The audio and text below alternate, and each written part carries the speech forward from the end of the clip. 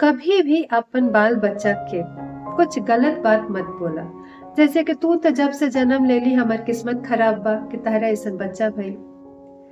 अरे देख, तारा से अच्छा तो हो बगल वाला के बच्चा बा, हमार वो रिश्तेदार के बच्चा अच्छा बा। तू तो बेकार बाड़ा, तू तो कोई काम के नहीं खा। ऐसन बात रवा बिल्कुल भी अपन बच्चा के मत बोली।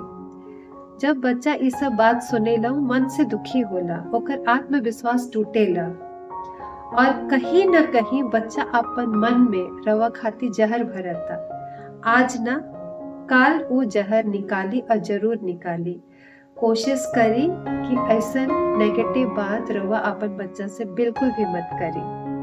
कहे कि कल के तो जहर उगली ही उगली और साथ में रवर बच्चा जेबा ओकर कॉन्फिडेंस, ओकर आत्मविश्वास, ओकर मनोबल टूट जाई।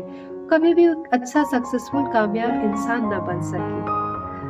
उम्मीद करतनी रवा सबके हमारी वीडियो अच्छा लगल हुई। अगर अच्छा लगल हुई तो लाइक शेयर और सब्सक्राइब करी। Thank you.